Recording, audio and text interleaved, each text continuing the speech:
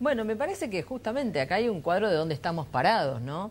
Y yo coincido con algo que decía el chino, que acá no podemos hablar del 2019. Al 2019 falta una eternidad para los trabajadores, para los jubilados, para los desocupados, que es otro rubro del que poco se está hablando, pero que lamentablemente crece.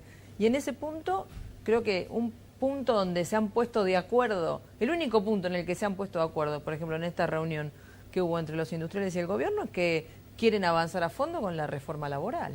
Es el único punto de acuerdo, porque del único que hablan es del costo laboral. Nunca hablan del costo empresario, del costo patronal, no hablan de por qué las tarifas de los servicios públicos que están ahogando a gran parte de la industria, además de a los consumidores y trabajadores, van a seguir en las cifras imposibles que están. No se habla del costo de los créditos.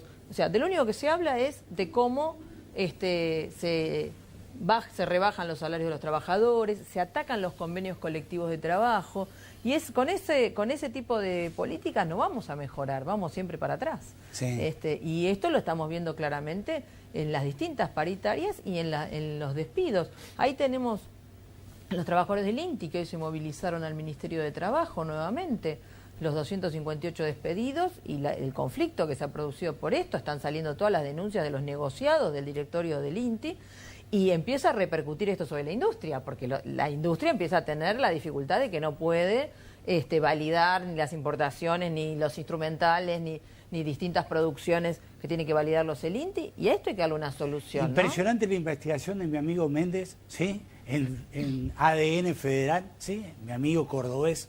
Así que realmente lo del INTI es todo un tema, ¿sí? Es todo un tema y justamente no tiene resolución. ¿Y qué empezó a dar resolución la justicia? Que ya ordenó la reincorporación de 4 trabajadores. Pero si recorremos un poquito más, están los despedidos del Posadas, los de Río Turbio.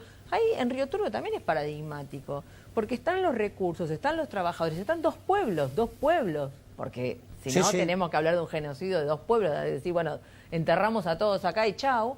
Y se la pasan mintiendo sobre las posibilidades productivas y las posibilidades de utilización de esos recursos para producir energía eléctrica, por ejemplo. Entonces, bueno, estamos en un problema donde los trabajadores no podemos ser los que paguemos. Sí, quería retomar 2 ideas. No, yo también comparto que no comparto la idea de la frase de que gobierna para los ricos. Creo que es poco específica. Creo que hay que definirla mejor.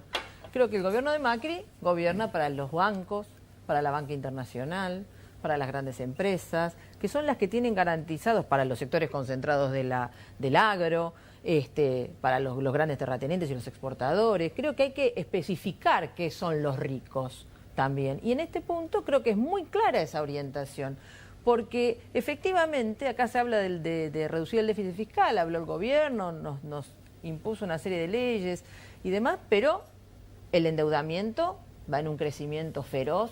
Se le garantiza a los especuladores ganancias que, por ejemplo, no nos dan en la paritaria. Por ejemplo, los últimos bonos que se han colocado le están garantizando a los especuladores, si la inflación es más del 16%, la inflación y un 4% adicional. Sí. Si es menos del 16%, un 21%. Y sin embargo, en las paritarias están planteando un tope del 15% en cómodas cuotas. Nosotros estamos dando una mala noticia. Sí. Cavalieri no puede ser ejemplo de nada. Pero yo no digo que sea un ejemplo. Yo lo que digo de esto. Yo lo que digo de esto. Un tipo que ha entregado absolutamente todo. Pero Pero yo no estoy defendiendo a Cavalieri. Yo lo que digo de esto, me llama poderosamente la atención que la conducción de los distintos gremios esté firmando esto y no haya una movilización de los trabajadores protestando por esa situación y estemos nosotros diciendo que las paritarias... El sector docente no está de acuerdo, por ejemplo. Y ahí se ve, ahí es donde todo...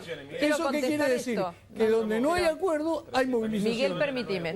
Pero Miguel, permitime. Primero que acá, vamos a ubicar la situación. Acá hay en nuestra caracterización hay una burocracia sindical al frente de la enorme mayoría de los sindicatos, que hace mucho tiempo que viene entregando los reclamos de los trabajadores. Y el gobierno se ha esforzado en alinear a un sector que justamente lo tiene para que le firme estas paritarias. Después llamativamente aparecen bajo cuerda que los acuerdos no eran exactamente así, porque después hay una cláusula, o sea, ¿qué pasa? Disfrazan el 15%, un sector, entonces más del 15%. Lo disfrazan para hacer pasar este tope. Pero en la industria privada, el que protesta, lo despiden. Lo despiden porque justamente la mayoría de los sindicatos no se caracterizan por las asambleas. Sin embargo, en los gremios que sí hacen asambleas y que sí tienen representantes que han sido electos y que tienen una vida democrática, no firman paritarias del 15%. No las ha firmado el SUTNA, el año pasado, ni las han firmado los gremios que efectivamente tienen una representación de lo que sería el sindicalismo combativo. Y una última cosa, en docentes.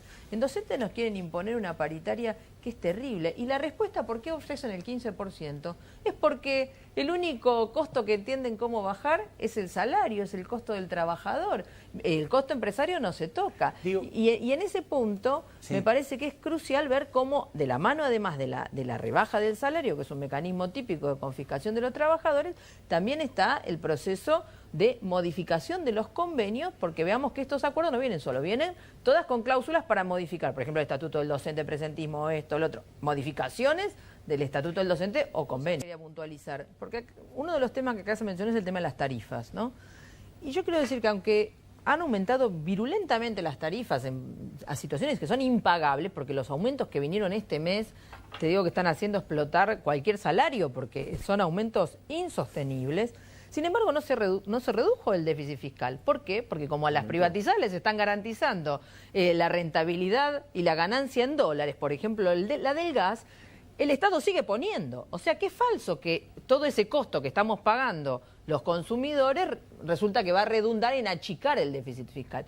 Y ayer, cuando se hizo esta reunión con la Unión Industrial y el gobierno, es notable que no llegaron a ningún acuerdo. O sea, buen trato, amabilidad, esto, lo otro, pero esto demuestra que la economía está en un impasse total. Está en un impasse total porque no pudieron hacer ningún anuncio, porque no han resuelto ninguno de los problemas que están en la escena. Ni una palabra sobre qué va a hacer el gobierno frente al cierre de la importación de acero y aluminio de Estados Unidos. Cero.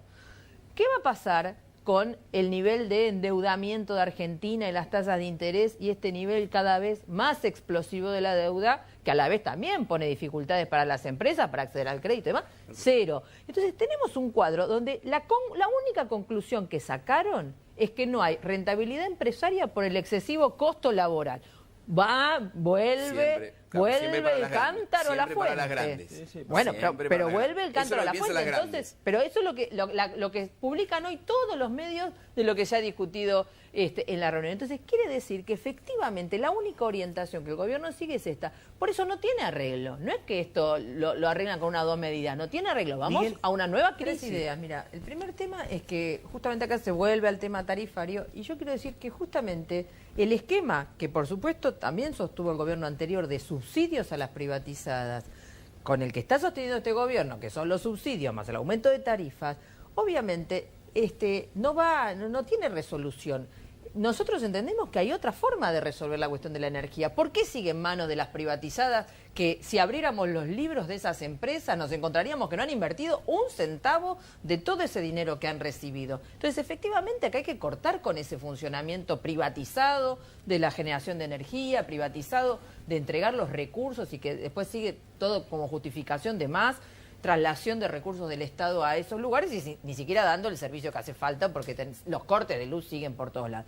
El segundo tema es que, cuidado, en la provincia de Buenos Aires, que efectivamente ha sido la beneficiada, entre comillas, del pacto fiscal, ¿para qué se está usando ese dinero? Porque ese dinero claramente no se está utilizando, por ejemplo, para mejorar los salarios ni la infraestructura de los hospitales.